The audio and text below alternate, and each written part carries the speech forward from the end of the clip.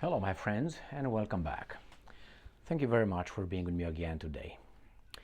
Let's pretend that the country you live in, the leaders of your country, tell you that they will send troops in Ukraine to fight the Russians.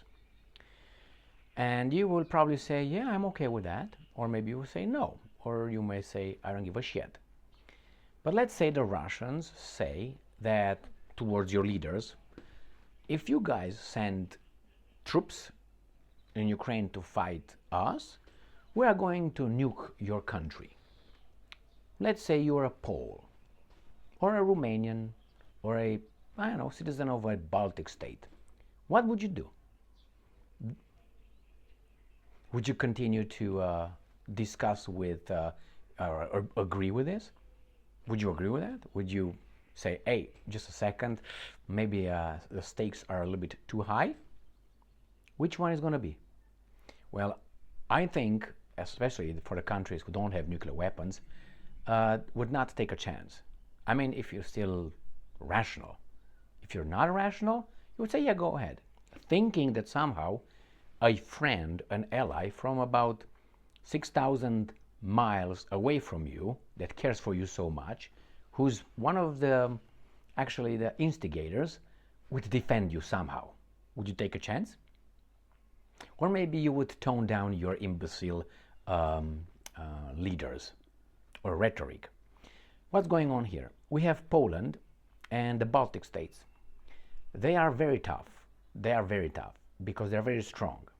And both these, the three Baltic states plus Poland, say that they will send, they are okay for sending troops in Ukraine to fight the Russians. Now remember, the Baltic states population, total population, is 6.2 million people. So we got three countries, Latvia, Lithuania, and Estonia. These three are called the Baltic states because of the Baltic area, Baltic Sea, Baltic states. The total population is a city. It's maybe a third of Moscow. Now they want to fight the Russians. I'd say let them do it. The problem is they will not fight the Russians. They want to fight the Russians with the Americans. When you hear these three countries, particular countries, talking about fighting the Russians, they're always we. Let us. Let's means let us. Who's us? Not the Lithuanians. No, let us. NATO. Let us do this. Let us. It's never we, like the Lithuanians. We're going to just do this and that's it. I think they're just activated by the guys in over the Atlantic to do what they do best, or maybe the guys from London. That's a very important point as well over there. A connecting dot.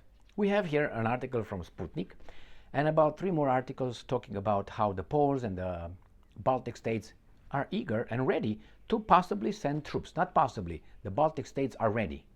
The Poles say, well, we don't say no, we might do that. I mean, we don't exclude sending troops. We're going to discuss what could be the Russian reaction, what I think should be the Russian reaction, and then we find out that Belgium, do you know where Belgium is? No offense, do you know where Belgium is? Do you know how big Belgium is? Now, Belgium said it's going to give Ukraine 30 F-16s by 2028. Now, no insult to anybody meant, but or no offense, but the F-16s were designed in 1969, 1970. The first flight was 1940, almost 1973 or 74. So 74, 84, 94, 2004, 2004. That's a 50-year-old plane. Why don't they send the biplanes from the First World War? Will do the same great job as the F-16s. But nevertheless, Belgium, which is far away from Russia, Russia needs a quarter of a missile, not even a quarter of a missile, to have Belgium never exist again. I don't want that to happen, but I'm just giving you the proportions. All right, let me read you these articles here. I'm going to start first with Sputnik. Let me put my goggles because, when you get older, You need them. And yes, I'm old. Not ashamed whatsoever. Poland not excluding sending troops to Ukraine in future. Foreign Ministry, 3 hours ago. Foreign Ministry. So not excluding. Okay, well, what do you think the Russians will do? And I'm quoting, Poland has repeated many times that we are not sending troops to Ukraine, but at the same time, it is impossible to exclude such a situation in the future because we do not know how the situation will unfold. There is currently no sending troops to Ukraine, Vronsky told reporters. All right, earlier, President Macron made several hawkish statements about the possibility of sending French troops. So that's the first article. The second one comes from Reuters. From today, May 28th, Poland should not rule out sending troops to Ukraine, says Foreign Minister. This is again, the small steps, baby steps, even though babies don't take steps, but small steps. Poland should not rule out sending troops to Ukraine.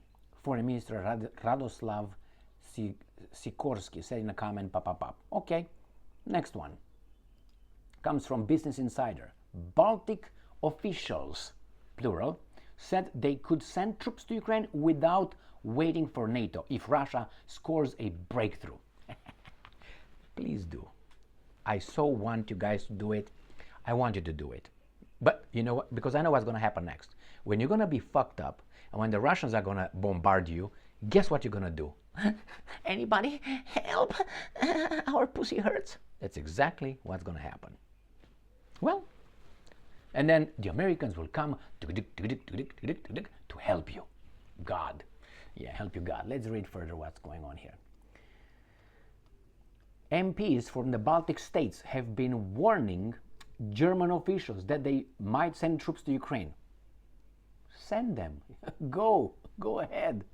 Their condition would be if Russia achieves a breakthrough in Ukraine, Der Spiegel reported. The issue, so you would send troops to Ukraine if the Russians are moving westward. But the Russians should not send troops in Ukraine when NATO took over Ukraine. And why is that fair? Well, I can give you the imbecilic answer. And the imbecilic answer is because we're good and the Russians are bad. Said someone. Okay? All right. That's the only reason. They issued the warning as part of an argument for Germany to support Ukraine more aggressively, per the outlet. Next one. Baltic brinkmanship. Officials threaten troop deployment to Ukraine amid Russian advances. Now, when you hear Lavrov claim many times that the West is really desperate if it talks about sending troops, nuclear weapons, blah, blah, blah, blah, that means they're losing. Otherwise, you don't need to employ more and more and more or escalate. Obviously, they're losing. And what are they going to do? Fight the Russians? I guarantee you not, because once the Russians will say, and we're going to talk about what the Russians should say about this beautiful deployment and threats. Next one, an article from Ukrainska Pravda from Tuesday, 28th of May 2024. Belgium to supply 30 F-16s to Ukraine by 2028. Remember, if you don't remember, think, what is Belgium? Where is Belgium? What is Belgium? Since when Belgium? And I found out that Netherlands actually is a fantastic country. It's so strong. Belgium, Denmark, we got what? Belgium, we got what? This little, anyway, or maybe tomorrow we'll have Liechtenstein coming and saying something.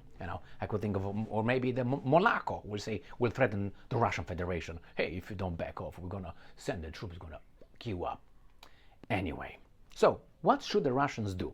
Well, the Russians, I think, should put it on the paper, or not on paper, verbal. Your troops, the first troops you send, you are at war with us, and we will just have no time for you. We're going to have no patience for you, and we're going to send, the Tsar bomb nowhere. Okay? And I guarantee you, if these guys continue doing garbage, that is talking about shit like that, then talk to your elected officials. You want that to happen? I made another video regarding Poland saying the same thing. It's the Baltic states Poland, nothing from Slovakia, poor Fico, nothing from Orban, nothing from Romania yet. So what's gonna happen? The Russians will destroy them, obliterate them. And remember, it's not that the Baltic states want to fight with Russia. No, I think they have the boss flickering them. You go, you go, you go. And then we're going to come up and we're going to pick up the pieces. Remember, if something big happens in Europe, when things get, how should I put it, the shit hits the fan, the Americans, after Europe is destroyed again, will talk with Russia peace. I guarantee you. And then the Americans think that they will do the same garbage they did after the Second World War, the Marshall Plan. They will send again their industries to take over the European destroyed industry to help with the Marshall Plan. And then they're going to be again in charge of you guys. They're going to give you work. Yeah, you're going to advance economically and so on, but you're going to be their slaves. And then when you're going to catch up again, they're going to do the same thing with Russia, like right now. So if Russia destroys Europe, and it's a mutual destruction between the European civilization, we know who's going to be happy about that, right? Anyway, after that happens, the Americans are going to be the sole guys with whom? With China. Maybe China will invade, I don't know, and take over Russian resources before the Americans are doing it. It's imbecilic, man. It's crazy. It's crazy. But Latvia, Estonia, and Lithuania are going to fight Russia. Pfft, makes me laugh. And then the other guys, Belgium, gonna give 30 garbage F-16s. Yes, they're garbage. Yeah, they're garbage. I mean, it's an airplane designed 50 years. Yes, upgrades, updates, and all that. Yeah, put some more nails in it, you know. They put some screws outside and so on. Yeah, yeah, okay. Please, please, come with some weapons, better weapons than that. We'll find out. Thank you very much for being with me again today. Stay strong, stay smart. Look for the truth and be just.